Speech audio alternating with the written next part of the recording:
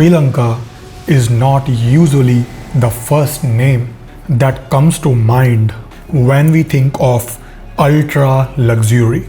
Most people imagine the Maldives with its overwater villas or Dubai with its glittering towers and palaces in skies. But quietly, this island, famous for tea, temples, and tropical beaches, is becoming a serious contender. The question is simple. Is Sri Lanka actually best value luxury destination in the world right now? Before we dive in, if you are passionate about discovering hidden luxury gems like this, make sure to subscribe and hit that notification bell. Just 2 years ago, Sri Lanka was in the middle of devastating economic crisis. Fuel shortages, blackouts, even protests that reaches the presidential palace. The idea of positioning the country as a playground for the ultra-rich seemed almost absurd. But the rebound strategy has been bold. Focus on attracting high-spend travelers. Visas has been eased, new hotel investments has surged, and Sri Lanka's story is being rewritten. Instead of budget backpacker heaven, it's now being sold as an exclusive island paradise. So what does luxury mean here? On the southern coast, you will find Amanwella, a retreat of just 30 suites overlooking a private crescent beach. Pure minimalism, total calm, and Aman's famously discreet service. Step inside Gala Fort, a UNESCO World Heritage Site, and Aman Gala greets you colonial grandeur, verandas, hydrotherapy rituals, and high tea that could rival London. Layered on 17th century stone walls. In the Central Highlands, Ceylon Tea Trails transformed old planter bungalows into butlered mansions. Imagine sipping single estate tea at dawn as mist rolls on the hills before chef prepares a pairing menu for dinner. For something wilder, there's a wild coast tented lodge on the edge of Yala National Park. You can spend the day tracking leopards, then soak in copper bathtub under canvas. Domes designed like giant cocoa pods. And then there's Taprobane Island, a 5-bedroom mansion standing on its own private rock, surrounded entirely by Indian Ocean. Your very own island escape, often priced lower than a single villa in the Maldives. Sri Lanka's luxury isn't one flavor. It's a mosaic: beaches, heritage, tea country, safari, private islands, and even wellness. Santani in Kandy, for example, offers Ayurveda and holistic healing retreat in a sleek architectural setting at prices far below global competitors.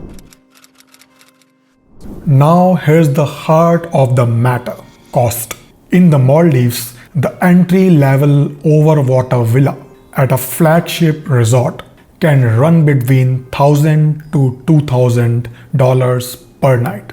Before you factor in seaplane transfers, that add another $600 per person. In Dubai, headline hotels like Atlantis the Royal often starts near $900 per night for basic rooms, with suites climbing into tens of thousands. Sri Lanka, by contrast, delivers ultra luxury at significantly lower rates. A night at Amanwella or Amangala can run in the hundreds to low thousands, depending on season, often including half board. Tea Trails is fully all-inclusive, with meals, drinks, and butler services bundled into a stay.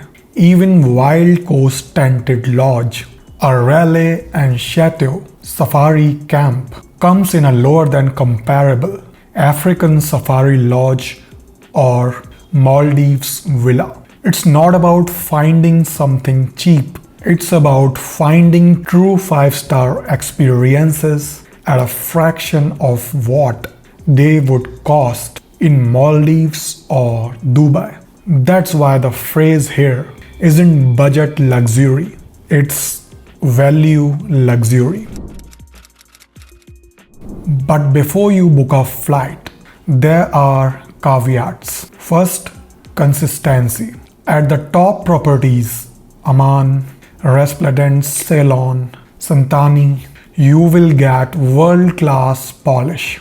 But outside those brands, service level can vary. Transport is another weak spot.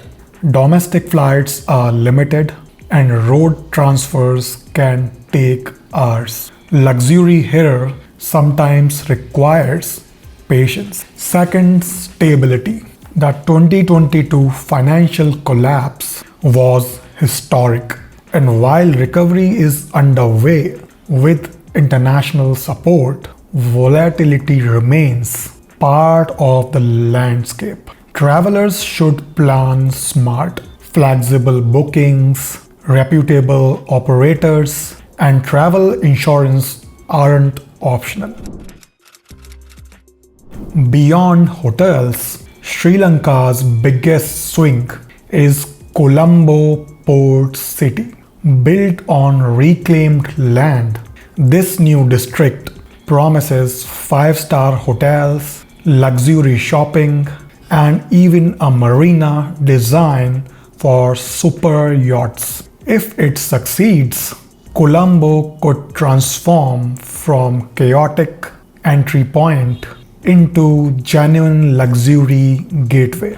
Wellness tourism is another rising card. Ayurveda, long part of Sri Lanka's culture, is being elevated into designer wellness experiences. Resorts like Santani are already drawing global attention, combining ancient traditions with data-driven health programs. The future-facing strategy suggests Sri Lanka isn't just selling rooms, it's trying to reposition itself entirely in the global luxury map.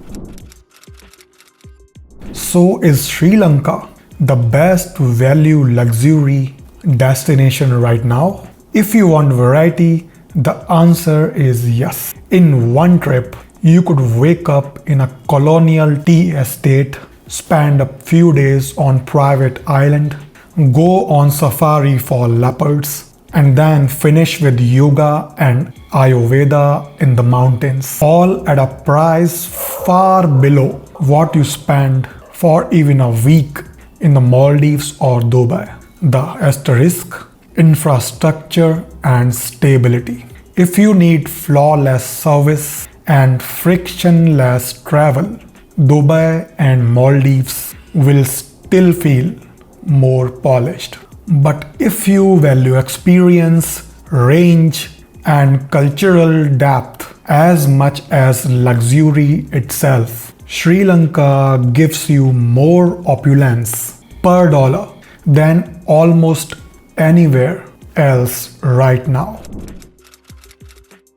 Maybe the deeper question isn't whether Sri Lanka is the best value. Maybe it's about what luxury really means. Is it about spending more or experiencing more? If Sri Lanka proves anything, it's that value can still feel velvet. So would you pick Sri Lanka over Maldives or Dubai for your next luxury escape, and why? Tell me in the comments. Until next time.